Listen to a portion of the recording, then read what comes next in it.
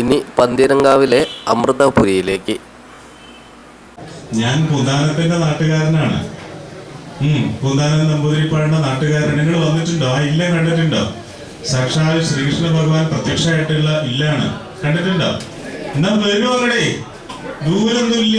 നിലമ്പൂരിക്ക് വരിക, പെരിന്തൽമണ്ണ ബസ്സിൽ കയറുക, പൂന്താനം സ്റ്റോപ്പ് പറയാ, ബസ്സിൽ സീറ്റ് കിട്ടിയ ഇരിക്കുക. പൂന്താനം എത്തുന്ന സമയത്ത് കിളി വിളിച്ചു പറയും, പൂന്താനം ഇറങ്ങാൻ ആളുണ്ടോ എന്ന് ചോദിക്കും. അപ്പൊ അവിടെ ചാടി ഇറങ്ങണ സമയത്ത് തന്നെ അവിടെ വലിയ ഒരു ബോർഡ് കാണാം, പൂന്താനം മഹാവിഷ്ണു ക്ഷേത്രം എന്ന് പറഞ്ഞിട്ട്. ആ ക്ഷേത്രത്തിൽ പോയാൽ ഒരു പ്രത്യേകത ഉണ്ട്. അവിടെ മഹാവിഷ്ണുവിന്റെ പൂന്താനം ഇല്ലത്തില് ആരാധിച്ചിരുന്ന വിഗ്രഹമാണ് പ്രതിഷ്ഠിച്ചിട്ടുള്ളത്. കൂടാതെ എപ്പോഴും ഉണ്ണിക്കണ്ണനെയാണ് കാണാൻ പൂന്താനം, അല്ലേ? അപ്പൊ അദ്ദേഹം ഈ ഉണ്ണിക്കണ്ണനോടുള്ള പ്രേമം കൊണ്ട് ഈ ശ്രീകോവിലിന്റെ തൊട്ടടുത്തായിട്ട് ഒരു വെണ്ണക്കണ്ണനെ കൂടി പ്രതിഷ്ഠിച്ചിട്ടുണ്ട്. ഒരു കുഞ്ഞു വിഗ്രഹം, കയ്യിൽ ഇങ്ങനെ വെണ്ണയൊക്കെ പിടിച്ചിരിക്കുന്ന ഒരു വിഗ്രഹം പ്രതിഷ്ഠിച്ചിട്ടുണ്ട്. തിരിഞ്ഞാൽ മതി, അവിടെയാണ് പൂന്താനം ഇല്ലം ഉള്ളത്. ഇപ്പൊ നവരാത്രിക്കൊക്കെ വിശേഷമാണ്. കുട്ടികളെ എഴുത്തിലിരുത്താനൊക്കെ ആൾക്കാരുണ്ടെങ്കിൽ അവിടെ പോന്നേക്കും കേട്ടോ, അവിടെ നിന്ന് എഴുതിക്കാം. അദ്ദേഹം പൂന്താനം അവിടെ ഇരുന്നിട്ട് ജ്ഞാനപ്പാലയൊക്കെ കുറിച്ചിരിക്കുന്ന അദ്ദേഹത്തിന്റെ മുറികളൊക്കെ ഉണ്ട്.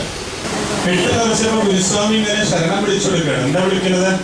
ഇപ്പൊ പോയാൽ സ്വാമിയെ കാണാം, സ്വാമിയെ കണ്ടാൽ മോക്ഷം കിട്ടും, മോക്ഷം കിട്ടിയാൽ ഗുരുസ്വാമി വിളിച്ച സമയത്ത് 3-4 ശിഷ്യന്മാര് പറയും ഓക്കും നിർത്തും. പിന്നെ അങ്ങോട്ട് പോണ്ട കാര്യമില്ലല്ലോ. ഒഴിഞ്ഞെനിക്ക് അമ്മേ നാരായണ, ദേവി നാരായണ, ലക്ഷ്മി നാരായണ, ഭദ്രേ ജയ.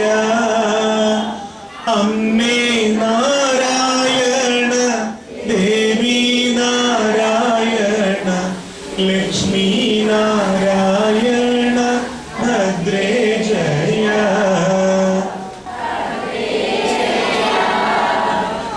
അമ്മേ നാരായണ, ലക്ഷ്മി നാരായണ, ഭദ്രേ ജയ. ഒഴിഞ്ഞെനിക്ക് അമ്മേ നാരായണ, ദേവി നാരായണ, ലക്ഷ്മി നാരായണ, ഭദ്രേ ജയ. അമ്മേ